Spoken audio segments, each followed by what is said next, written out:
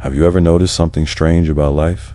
The kindest people, the ones who listen quietly, the ones who forgive easily, the ones who help without expecting anything.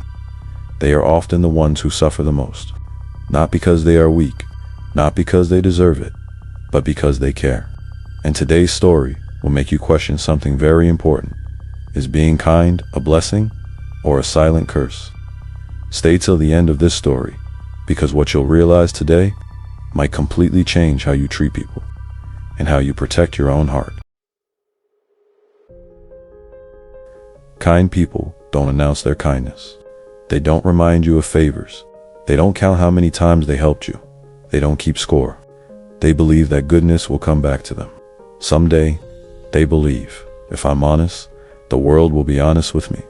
If I'm loyal, people will value me. If I'm kind, I'll be treated kindly. But life doesn't always work that way. Kind people give second chances, then third chances, then excuses for the fourth mistake, and slowly, without realizing it, they teach others how to treat them. Kindness without boundaries becomes self-destruction. Remember this line. You'll understand its weight by the end of this story. There was once a man named Arav. Arav was known for one thing, his kindness. People came to him for advice, for help, for support. He never said no. When his friend needed money, Arav helped. When someone betrayed him, Arav forgave. When people ignored his feelings, Arav stayed silent.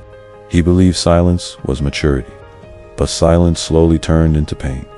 Some people don't see kindness as kindness. They see it as weakness, availability, permission. They think he'll understand. She won't mind. He's too nice to leave. And this is where the damage begins. Not loudly, not suddenly, but quietly, slowly, deep inside. One day, Arav helped a close friend during a difficult time. He stayed awake at night, ignored his own problems, put someone else first. Months later, when Arav needed support, that friend was suddenly busy. No calls, no messages, no explanations. That night, Arav realized something painful. Kind people remember every wound. They just choose not to talk about it. Kind people don't break easily. They crack silently. Instead of learning, Arav blamed himself. Maybe I expected too much. Maybe I'm being sensitive. Maybe this is just life.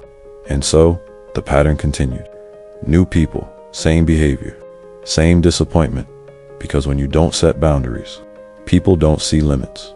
Kind people listen more than they speak, feel deeply, care genuinely, and that makes them emotionally open. But open hearts need protection.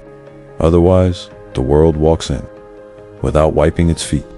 One day, Arav was sitting alone, surrounded by people, yet feeling invisible. That's when the truth hit him. I was kind to everyone, except myself. That realization hurt more than any betrayal. Self-respect is not selfish, it is survival. Arav didn't stop being kind, but he stopped over-explaining, stopped tolerating disrespect, stopped sacrificing peace for approval. He learned to say, no, that's not okay. I deserve better. And something strange happened. Some people left, and that was the answer he needed. When you stop being available to be used, users disappear. And that's not loneliness, that's freedom. Being kind doesn't mean accepting disrespect, staying silent in pain, forgiving without change. True kindness includes strength, because the strongest hearts are gentle by choice, not force. If you are a kind person watching this, don't change your heart. The world needs it, but protect it, because kind people don't get hurt because they are weak. They get hurt because they see the good in people. Before seeing the truth, if this story touched you, remember, you are not alone.